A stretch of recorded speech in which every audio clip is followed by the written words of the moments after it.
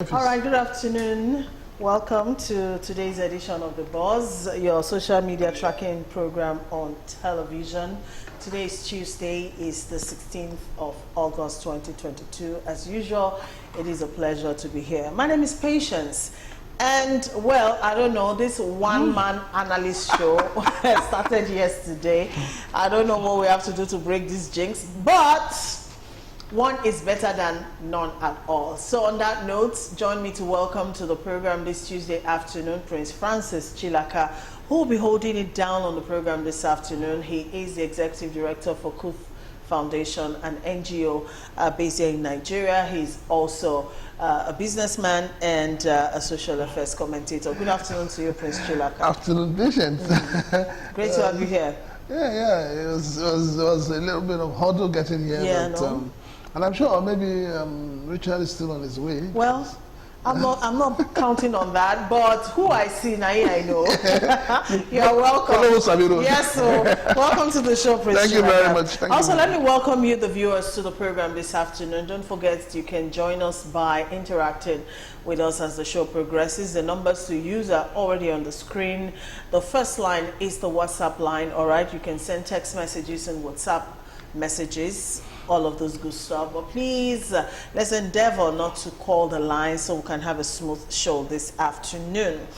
Okay, and also just to mention that when you do texting, let's keep the words polite, all right? Short messages, you know, precise, straight to the point, no name callings. Let's all do the needful. And don't forget, you can also watch us on the go. We are live on Facebook, www.facebook.com/Galaxy TV. You can watch The Buzz live in real time. All right, so getting into the program this afternoon, we'll start with the Nigeria Center for Disease Control as they've come out to confirm 15 monkeypox cases recorded in Nigeria in 1 week. According to the health agency, 15 new cases of monkeypox disease were reported in the last 1 week. That's between the 1st of August and the 7th of August in 10 states across the country. The affected states and the number of cases recorded are listed as follows. Imo State recorded 3 new monkeypox cases. The Federal Capital Territory, Abuja, recorded 2. Ondo, 2. Rivers, 2. Abia State recorded 1. Anambra, 1. Ebonyi, 1. Edo, 1. Ogun, 1, and Nasarawa State also recorded 1 new monkeypox case. Since the beginning of this year, a total of 172 confirmed cases of monkeypox disease has been recorded. 6 states have accounted so far for 50%, that's about 86 cases of this disease burden in Nigeria, and they are Lagos State that has recorded 20 so far, Ondo State 16, Rivers 13, Adamawa 13 as well. Bayelsa State has recorded 12, and Delta State 12 monkeypox cases so far. Sadly, 4 Nigerians have so far died from monkeypox disease. Also on monkeypox, the Nigeria Center for Disease Control, NCDC, has also confirmed the number of monkeypox cases has risen to 172 in Nigeria, all right? So far, the disease has spread to 27 states out of the 36 states in Nigeria, all right? From the 1st of January to the 7th of August this year, the NCDC says 4 deaths, like I mentioned earlier, were recorded from 4 states as follows: Delta State 1, Lagos 1, Ondo 1, and Akwa Ibom State 1. So far 27 states now have officially monkeypox diseases, so we have to be careful, guys, all right? Let's not forget that monkeypox is a zoonotic disease. That means it's usually transferred from animals to humans, all right?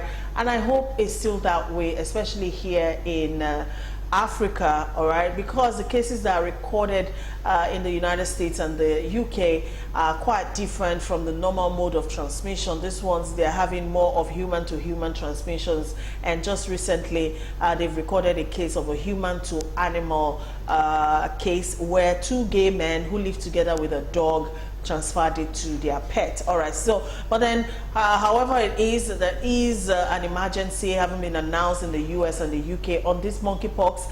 Let's not relent on staying safe and keeping it healthy out there, guys. All right, hygiene in everything is advised at this point in time, and let's look out for our children, especially in this kind of weather. All right, if your child is coming down with a rash and a fever, please don't assume it is malaria, as we always do. Go to the hospital, have it checked, and let's kick out monkeypox disease from Nigeria. Thank you, everyone. All right, going into our program properly this afternoon, let's go to perhaps the #1 trending issue on social media, and it's regarding Nigeria's economy. Yesterday, a report by the National Bureau of Statistics revealed that our inflation rate has hit 19.64%, and that is the highest Nigeria has recorded so far in the last 17 years. The last time we had this kind of a high inflation rate, I think, was in 2005. All right, so Nigeria's inflation rate increased from 18.60% in June this year to 19.64% in July, making it, like I mentioned here earlier, the highest recorded since September of 2005. Now, this particular report was revealed in the National Bureau of Statistics NBS Consumer Price Index report for the month of July 2022, and it was released yesterday, the 15th of August. Now, this increase was recorded against the backdrop of food inflation, which rose from 22.02% in July from 20.60% in June. Now, the rise in the food index was caused by, as we are all aware, increases in prices of bread, cereals, food products, potatoes, yam, and other tubers. Also, increase in the price of meat, fish, oil, fats, eggs, literally everything we consume. Now, according to this report by the NBS, Akwa Ibom State, Ebonyi State, and Kogi State witnessed the highest increase in prices, while the lowest rise in inflation was recorded in Jigawa, Kano, and Borno State. All right, so Prince Chilaka, let's talk about this issue. This is not the first time we're talking about inflation, but then it's becoming worrisome because our inflation rate seems to be spiraling, out of control really quickly. Well, when you say it's getting out of control, are you saying that there are factors to mitigate the slide? There is none. In a country where it's become difficult for people to fly because the airlines are charging, terribly high prices. The roads are not good enough for anybody to ply them. It's either you're going to be worried with the potholes or, kidnappers and all of that. So, talking about the high cost of living, I believe that everybody's expecting it because this is a country where everything we do is dollarized.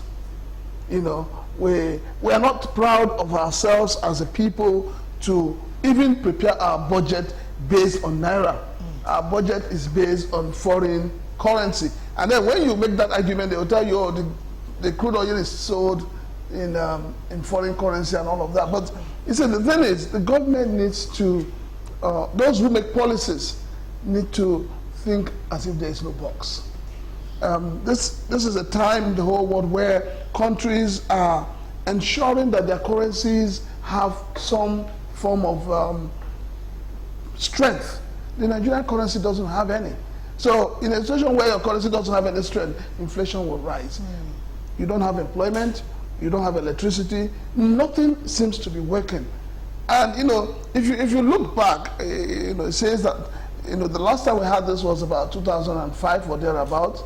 There should be a bell ringing in your ear. What government did we have in power that's at that time, 2004, 2005? Then bringing it now. What is the CBN doing to ameliorate the situation? And whatever goes up in Nigeria, as we all know, never comes down. Just like the age keeps going up, it never comes down. So, for me, I'm not particularly alarmed because the signs have been there. It's expected. I'm not worried that but I know that it's going to get worse. It's going to get worse because there is nothing feasible for people to hold on to. Yeah, I get everything you have said, but to a large population out there, I meant to say, especially for the masses, every time we talk about the dollar, they seem to be unconcerned or unconnected to that because they don't understand how the exchange rate of the dollar to naira or naira to dollar, could actually affect their standard of living. But the truth is, Nigeria is an import-dependent country. So literally everything about us does revolve around, the exchange rate of the dollar to the naira. As at early August, it was 710 naira to $1, and that is a lot, all right, really a lot if you put it into perspective. Also, let's not forget that our fiscal authorities also revealed that debt servicing is gulping about 1.9 trillion naira, and that's just in the first 4 months of this year. That is also a lot, as against 1.3 trillion in the first 3 trillion revenue. That is our revenue. 1.3 trillion. We use our revenue to pay debt. The debt servicing is standing at 1.9 trillion. So even what we are making is not even enough to service our debt. That's what it means. That is also a factor. All right, so let's bring all of this together so that people can understand how this makes it difficult for an average family to be able to put a meal on the table. Patience, I totally disagree with you when you say that the ordinary Nigerians do not understand the relationship between the dollar and the naira. They do. They do. We need to, you see, you and I, we witnessed what happened during the primaries of some of our political parties. How many people were given naira? Or how many delegates were paid in naira? They were all paid in dollars. Where did these dollars come from? Does it mean that those who were contesting these elections are printing dollars? It is the people who are buying and holding dollars that are making the naira useless. They are the ones. The political class know what they're doing. You hold people down, create poverty, artificial poverty for the people, so that the people cannot wake up. They cannot have the strength to challenge you. That is what is happening in this country. When we talk about borrowing to, paying money that we borrowed, how much of that money has been used for what it's meant for? I'll take Lagos State for instance. Check all the roads in Lagos. You have a government that has embarked on road construction across the entire state, and none has been completed. None, not one, has been completed. These contractors who were awarded these contracts, who is supervising them?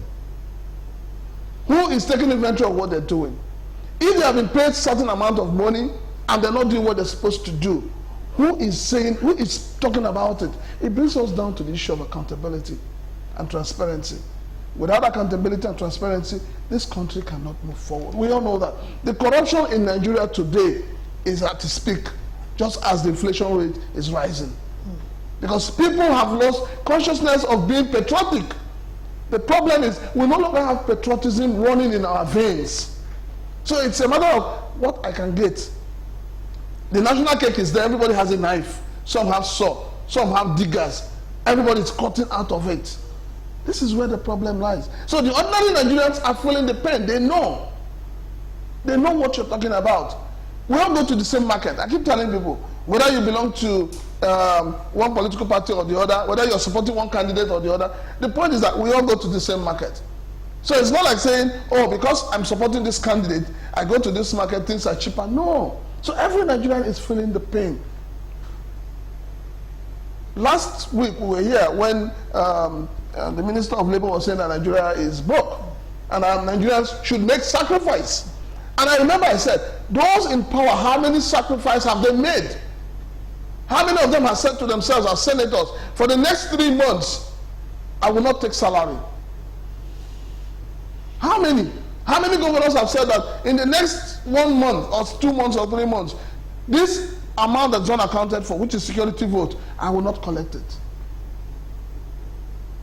So it's not just saying that, you know, the ordinary Nigerians, they're not are feeling it. They are feeling more, because now every parent is going to start crying about school fees, which is going to go up as usual. Feeding is going to go up. Transportation is already high. Energy is already out of the reach of the ordinary Nigerian. Even those who are having ordinary GSM, to recharge their phone now is a problem. And it's not going to get any better. Wow. All right. Economic experts have come out to warn the federal government against acute hunger. According to them, if something isn't done very quickly, there's going to be a crisis in terms of cost of living. Also, they have also warned the federal government that the rising inflation would worsen hunger in the country, like I mentioned earlier, and also that the government is risking mass protests, you know, similar to the one that's been witnessed in Sierra Leone. And just to mention also Sri Lanka, we all saw what happened in Sri Lanka not too long ago. All right, so in a bid to save the country's imminent economic collapse, a certain civil society group has actually come out to urge the governors, all the governors in Nigeria, to actually sacrifice their jumbo salaries, you know, to salvage Nigeria's economy.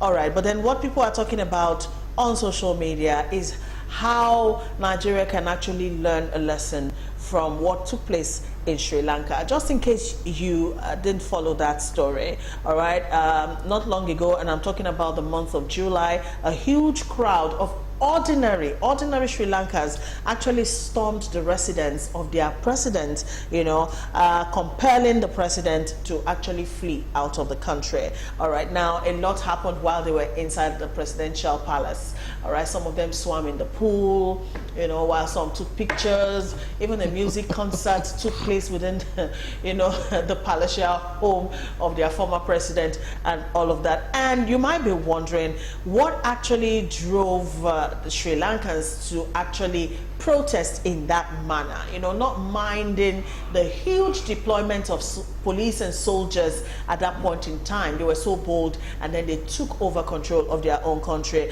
while everything is rooted really in economic collapse, such as the one we're describing right now in Nigeria. But first, before we go into that, let's go take a look at what happened in Sri Lanka. We'll be right back.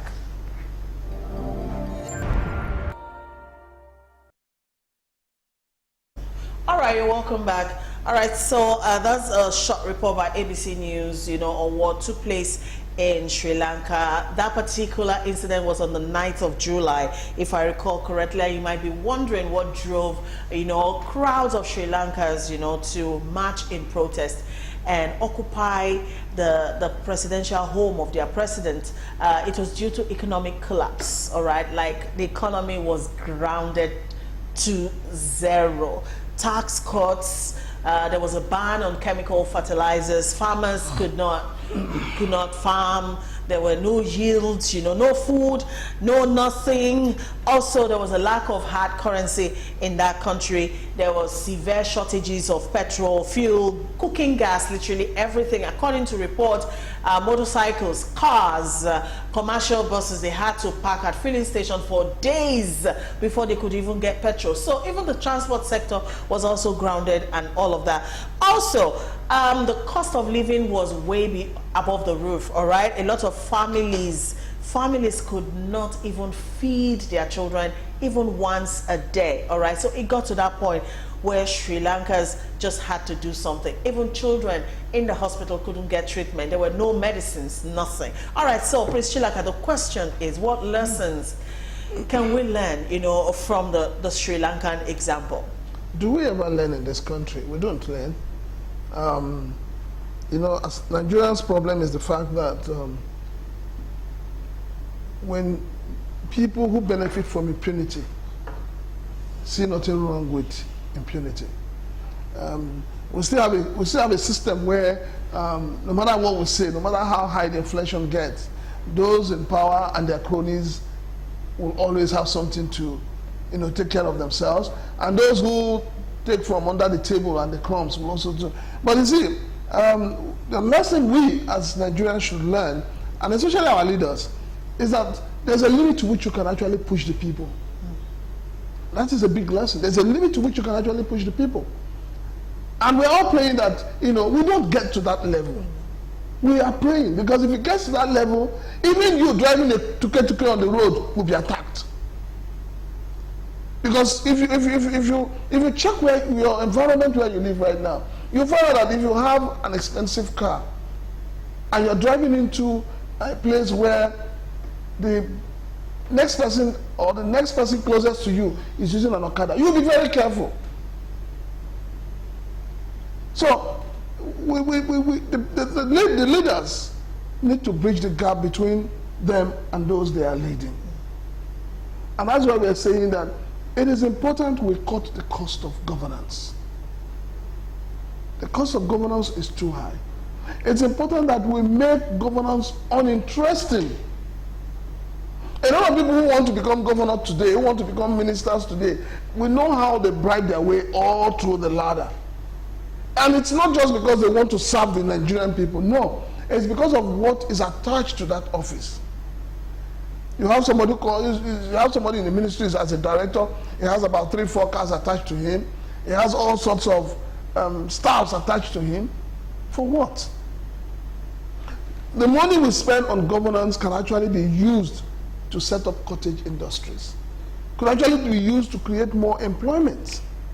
I remember a few years back when the banking sector was in the limelight, and they said, "Oh, the banks are suffering. The banks needed to we needed to do a lot of restructuring and all of that. We needed to take away the banks from families and make them public." And we found out that the MDs and executive directors were living large. Even at that, with all the steps taken so far, what has been achieved? We are not the people that are proactive. We are reactive. Something goes wrong, a building collapses, everybody is shouting, "Oh, it has collapsed," everybody gathers, trying to, okay, let us help them. But give them 1 week. It dies off. We're back to square one. And these are things that our leaders understand about the Nigerian people. The Nigerian people are jolly good fellows. Give them what they want. When they make a little bit of noise, like when the dollar was 700 and something, people were screaming. We woke up one morning, it has crashed to about 500. And people were rejoicing. And I'm like, what is really wrong with us? You can't go to the market today and with 50,000 and buy anything. You can't. So a time is coming, if care is not taken, a time is coming when people, for want of food, what to eat, will break into people's houses. All right, like I mentioned earlier, a civil society group known as the Civil Society Legislative Advocacy Center, CISLAC, has called on state governors to sacrifice their jumbo salaries and allowances rather than their one-off, sorry, I'll take that again. They've called on state governors to sacrifice their jumbo salaries, to salvage Nigeria's economy. Now, they made this statement yesterday, Monday, in a statement issued by their executive director, Awal Musa Rafsanjani, in Abuja. Now, according to CISLAC, they say that they are maintaining their advocacy against unjustified, numerous jumbo salaries for Nigerian governors, allowances, benefits, and public paid expenses enjoyed by the governors, their deputies, former speakers, and their deputies throughout and even after their tenures. Now, this includes the states that erected private buildings as retirement packages for the public office holders, as well as former governors who enjoy double payments from senatorial positions. And they say they are also worried by the increasing clamor for lifetime pensions and benefits accrued to public office holders across the state, constituting a major component of the rising cost of governance. So according to CISLAC, if the cost of governance, as has been highlighted by Prince Francis Chilaka here also, is reduced to the barest minimum, we can actually be able to salvage Nigeria's economy. Let's quickly read some of the reactions we're getting here. This one says, dear Sister P, God bless your guest. He just hits the nail on the head. This other one, Uche from Unewi, says, Auntie P, this country is in trouble, from insecurity to economy to ASU strike to hunger, name it. And our president came out recently to say he's tired and looking forward to retiring to his village. Chai Wahala Deo. That's Uche from Unewi. And Dayo from Fagba says, good afternoon. I agree with Prince Chilaka. The delegates collect money in dollars in their primaries. The CBN policy is only favoring the elite. No export but import. Diesel is high. High inflation, corruption, high insecurity that farmers cannot farm, all in this administration. Thank you, Dayo. This other one says, I pray earnestly that Nigeria should not get to Sri Lanka's experience, because if that happens, death rate will be so much that coronavirus death in Italy and America put together will be child's play. So let's the government do the needful now. All right, this other one says, if it's Nigeria that protest took place, it will be characterized by people's shop looting and damaging of properties. Nigerian youths, they are not yet civilized for that. That one came in from Cletus from Calabar.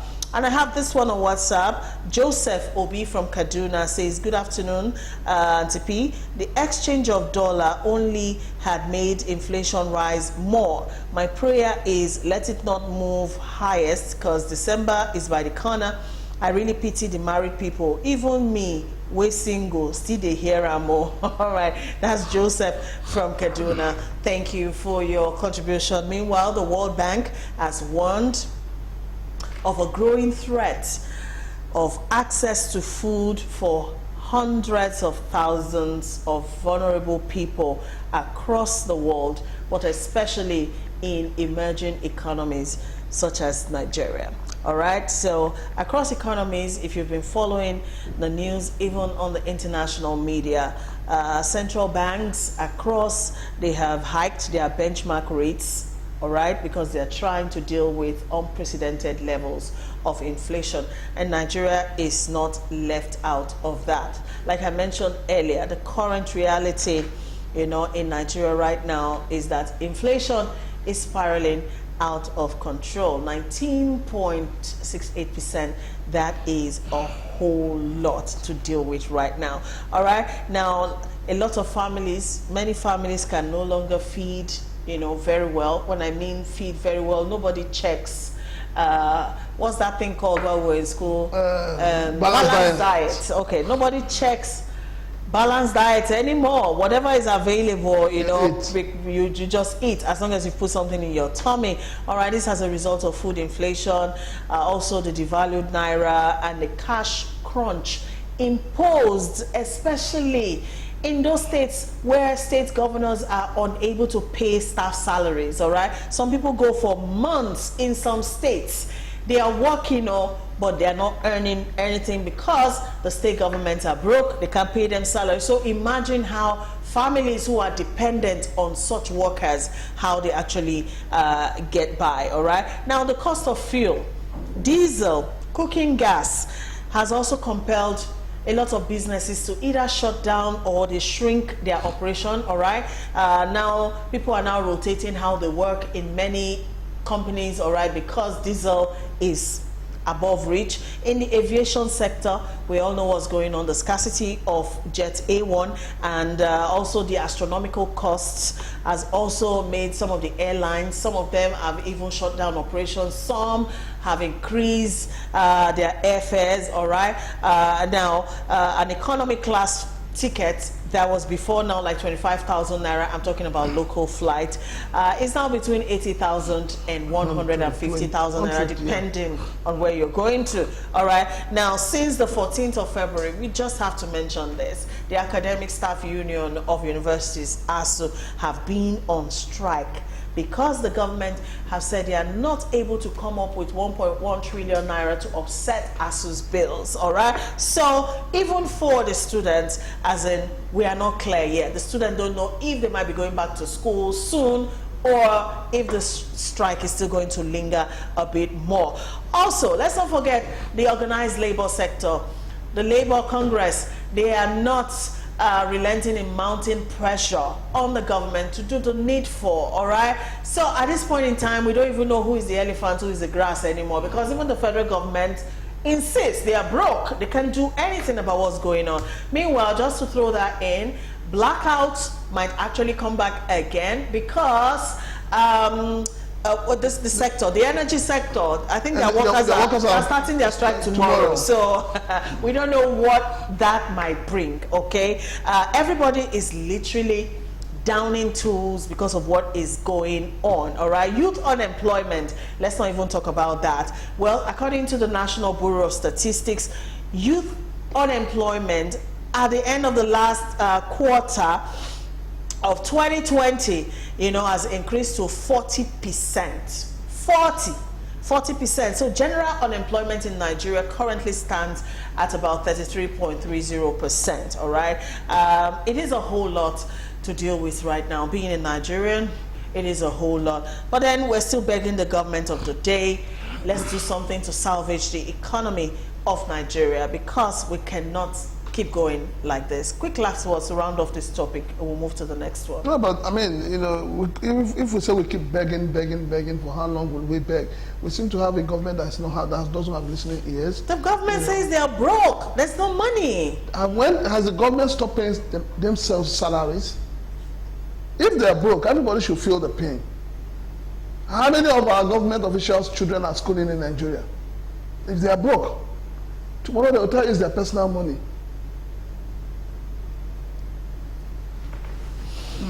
Well, it is a lot. All right, in everything you're doing, take a minute and pray for Nigeria. We do need those prayers right now. All right, this one just coming in says, tell our government to do the needful and stop allowing we, the citizens, to suffer. Just as you have said, no family can even get to feed themselves. Imagine a 30,000 naira cannot even buy enough food stuff for the family.